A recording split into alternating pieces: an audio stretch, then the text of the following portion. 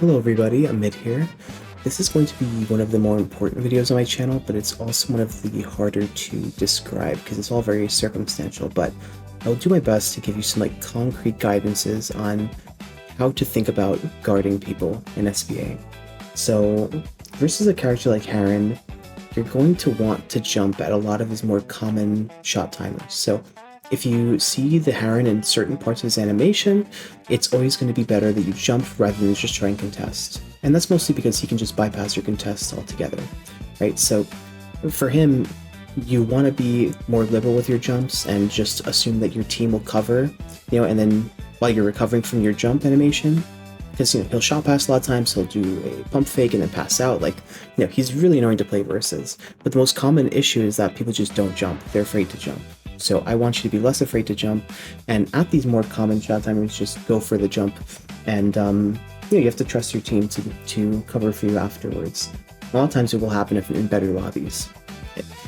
Current SPA, so many characters have ways of negating contest altogether or avoiding it, and you really do need to be jumping more than I know that it feels like you're playing proper by being more patient and not jumping, and it makes sense, but you just can't afford to do that versus most characters. Now, there are some people who have no contest resist in their kits, and they have none of these tools that I'm talking about, and somebody like Crow, right? He's just like a 3-point shooting machine because he has sight level 4 and he can shoot from very deep, and if he's shooting a green from most parts of the court, they'll go in.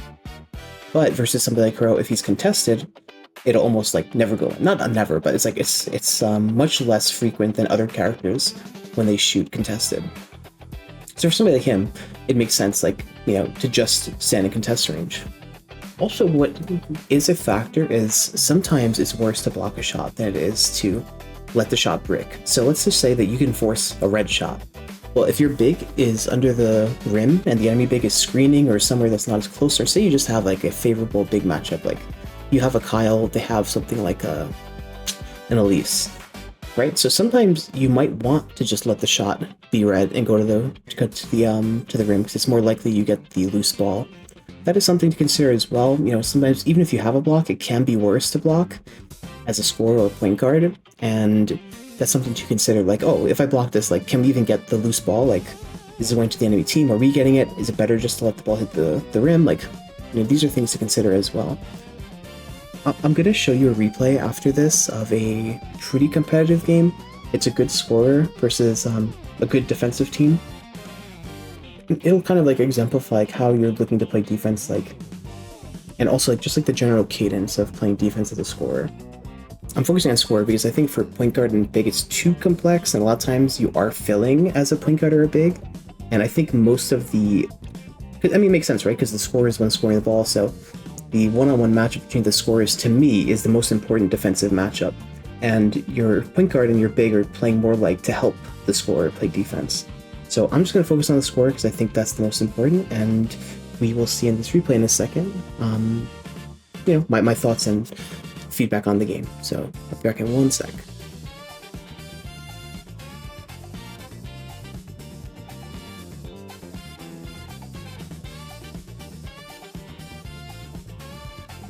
And we are back. So, in my opinion, Kiki's not a great scorer. I think she really does need good screens to be efficient and effective as a scorer versus other characters who don't rely on screens as much. I know when Kiki first came out, everybody was freaking out that she was broken, but as it's turned out, she's actually kind of easy to block. And my recommendations, even though this is kind of unrelated to the theme of the video, is versus a Kiki, you want to stand a little bit further behind than you would for most scorers, because you'll have time to react to her fake pass shot if you stand a little bit further behind.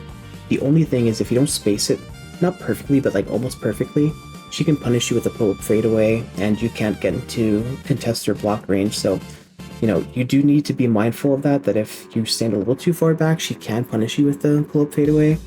But yeah, I see too many people stand right on top of her. That should really be a last resort. Say the enemy big is screening right behind you, and you have to stand on top of her or you're going to be screened, then yeah, of course, at that point, that's your best shot at blocking her or contesting or standing right on top of her. Otherwise, if you have the freedom to choose where you're standing, just stand back a little bit. Because you'll see a lot of people miss when they try and block Kiki because they're too close to her. And yeah, I mean, also like the animation, like it's a little more forgiving than it seems. Like when she goes up with a shot, you do have a solid amount of time to react and block it. Now I've blocked it, not you know, I don't want to say like bring up that. Oh, I've blocked it from close range many times before. It's easy. That means nothing, right? Like that doesn't mean anything. But I'm just saying, I do block it pretty frequently, even from close range or closer range. So it's, to me, a very easy shot to block. There's no need to stand right on top for her. I'll just play to block it, honestly. Also, in this matchup, just to say, as the Heron team, you have a lot more freedom because you have Robbie, who will get most of the rebounds. Robbie has a huge screen. You have a Becky, who's going to get loose balls most of the time, and she's also a lot faster than the Yasmin, so she can get open a lot easier and fill a lot easier on defense. This is like a very favored for the Heron, Becky, Robbie team. In my opinion, their pick ban is like 10 times better than the other team, who has Andrew, Yasmin, and Kiki. So I just really like Heron's team a lot more anyway. And two, I mean, Heron to me is like 10 times better than Kiki. It's not even close. But that's beside the point. Let's just watch how they're playing defense. So you see, the Kiki is playing really good defense. She's basically one-on-one. Even though other people were in proximity, she's the only one that could have contested that shot. So she blocked it. Great jump. And she jumped there too, just wasn't in front of it. But you can see, I do like that she's jumping aggressively. The Heron is much less prone to jumping. Also, as Heron, you cannot block the behind the back shot from where he was standing. So when you see that animation going off, there's no reason to jump because you can't block it from right in front of her. You have to be standing further behind. So there, I would have personally jumped to block the Heron there as the Kiki, just because again the Heron has a Robbie there. So just contesting it, it's worse because the Robbie's most likely going to get the rebound. And if you can prevent it from going to a rebound in the first place by blocking it, I would be jumping like at every chance I had. So I really want to block the Heron in this game as Kiki. I don't want to just contest it because of the rebound matchup. Because again, like contesting it is fine. The shot don't go in, but it could have been better. Yeah, some of it is a bit of laziness, to be honest. Like, because even if you remember that shot that the Heron just took, if the Kiki jumped, and even if nobody came to help, the Heron was so far back that he couldn't have gotten back in a position to shoot the ball before, you know, you could have gotten there yourself. Like, you could have recovered in time to still contest whatever he shot after that. So to me, it's just like, I think it's just a bit lazy.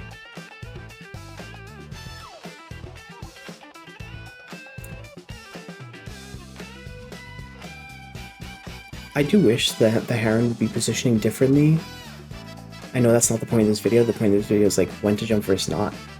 But I guess the common theme of this video so far is that you should be jumping a lot of the time. You're not hearing me say like, I wouldn't have jumped there. Like, to me, I think the scorer should be jumping first almost all the time. And like, of course, there will be instances where it's not going to be best practice for the scorer to jump first. But you have to consider like what's simplest for solo queue, because you're not in communication with these people most of the time. It's easier just to tell your big, or your big tell your scorer before the game, like, okay, scorer jumps first and then the big will jump after, right? And just keep that as being what you do every single possession, no matter what. And that's the simplest way, because when you start complicating it, saying, oh, in this scenario, I'll jump first, or in this scenario, you jump, it makes it complicated. Even if it's not ideal, it's better to keep things as simple as possible. So I would recommend almost all the time as being the scorer to jump first and tell your big, I'm going to jump first. And your big and your point guard will make up for if you jump when they pump big or pass out. The fact this game was close to me is already very impressive. To me, the Yasmin Kiki team should have lost, and this shouldn't have been very close. I think this is a hard matchup, and I think they just got BP'd pretty hard.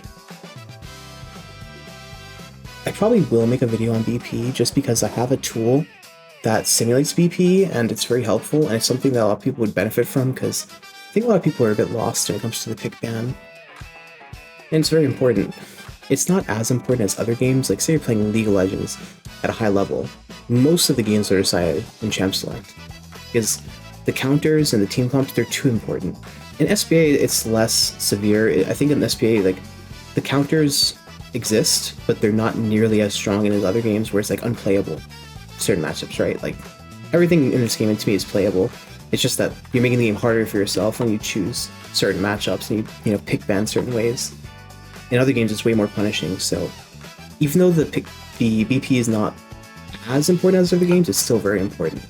So of course, why do you want to load in with a disadvantage? You want to be highest percentage to win at every point. So that's basically it. I guess I just want the takeaway to be that I think you should be jumping almost all the time. I think not jumping means that you just don't trust your teammates, and you just have to play the highest percent chance to win at all times, and you're going to limit yourself if you only play in a way that's like very safe, and like you have to lose a bit of your control on the game and just play proper and assume that everybody will do their jobs. And if they don't, that it is what it is, but you have to always do what's correct, even if it's scary at times. So I would recommend be more confident and trust your teammates. Thanks for watching.